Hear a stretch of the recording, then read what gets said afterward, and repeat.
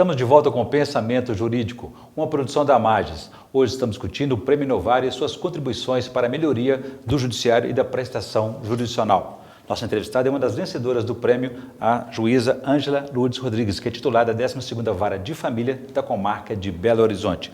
Doutora Ângela, falamos a respeito do início do Prêmio Inovar em 2004. Naquela época, os problemas do judiciário, a realidade brasileira era uma. E hoje, alguma coisa mudou? Esses problemas continuam os mesmos ou as soluções é que são diferentes?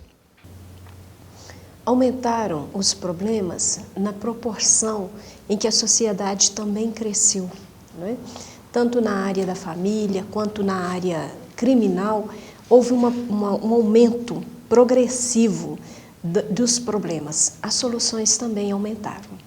As soluções aumentaram com novas propostas, com novas perspectivas, com essa troca de experiência que o Inovare proporcionou, com essa abertura dos tribunais, proporcionando aos juízes e todas as categorias e aos operadores do direito, por todas as classes, a OAB, a Defensoria Pública, Ministério Público, proporcionando a todos aqueles que operam no dia a dia, opinar, sugerir, criar e fazer.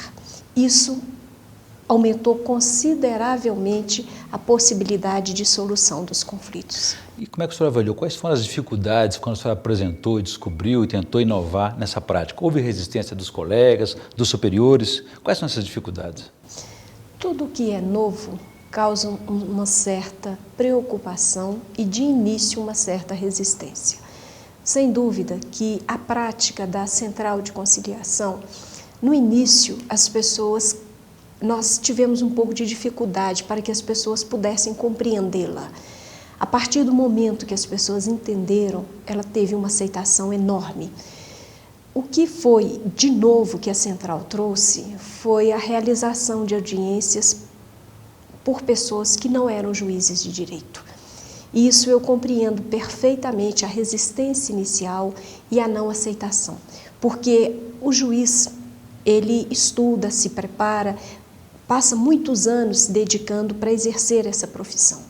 E quando nós começamos a trabalhar com os estudantes, aquilo era muito novo e as pessoas não acreditavam que isso pudesse dar certo.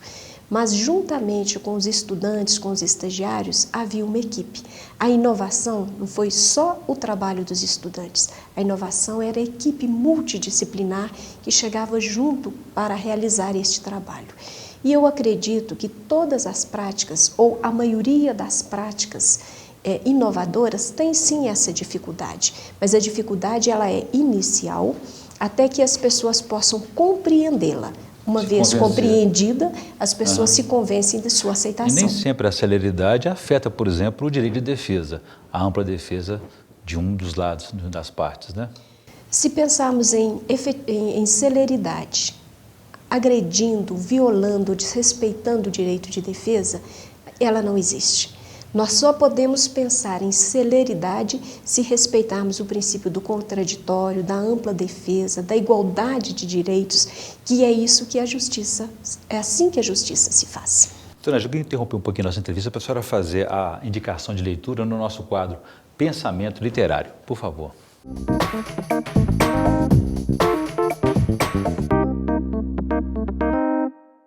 O direito é muito vasto. Nós temos inúmeras oportunidades de leitura.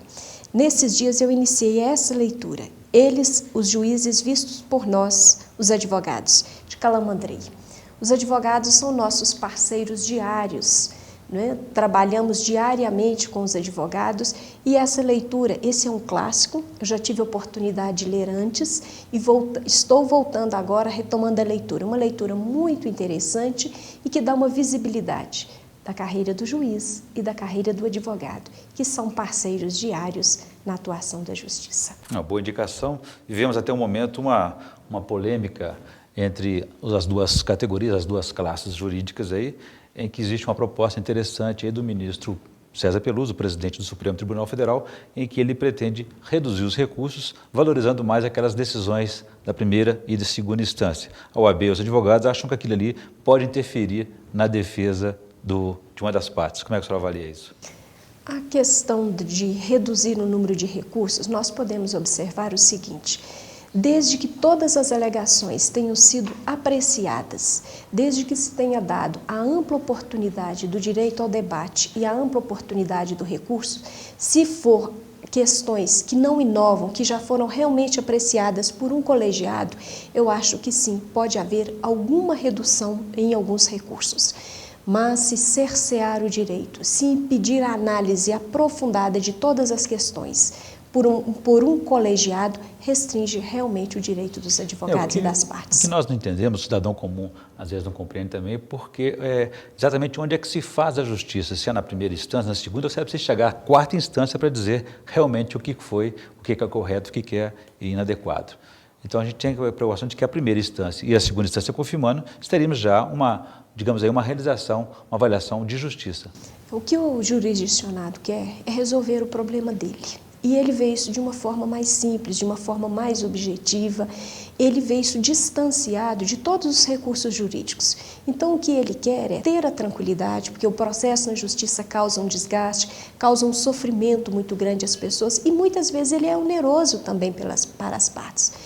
Então, se nós temos essa possibilidade de analisar com amplitude as alegações, os recursos, sem a necessidade de prolongar indevidamente, eu acho extremamente válido, não só para aqueles que julgam, como também para aqueles que aguardam a decisão judicial. Nós estamos na reta final do nosso programa, eu gostaria que o senhor comentasse apenas uma outra prática que a senhora levou e até hoje acontece aqui em Minas Gerais, que é o magistrado conciliador. Como é que funciona? Aproveita os aposentados também? O magistrado conciliador foi uma prática muito interessante, foi uma proposta que eu fiz ao tribunal, a terceira vice-presidência, ela acolheu, aproveitando os juízes e desembargadores que já estão aposentados e que estão em plena capacidade e vigor e dispostos a colaborar com a justiça. Então eles voltam aos fóruns, ou, se for o caso, aos próprios tribunais, para auxiliar na conciliação. Eles realizam audiências com os advogados, com as partes e tentam a solução dos conflitos. Acaso seja frutífero, o acordo será homologado pelo juiz de direito responsável por aquela vara.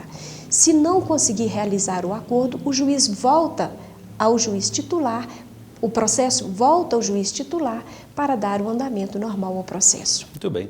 Eu conversei aqui com a juíza Ângela de Lourdes Rodrigues, que é titular da 12ª Vara de Família da Comarca de Belo Horizonte, uma das vencedoras do Prêmio Inovar em 2004, com a proposta de conciliação em feitos de família, uma prática bem sucedida e que foi adotada no país hoje, todo o país usa essa prática dos tribunais. Doutora Ângela, obrigado pela presença, pela entrevista, foi um prazer recebê-la aqui novamente.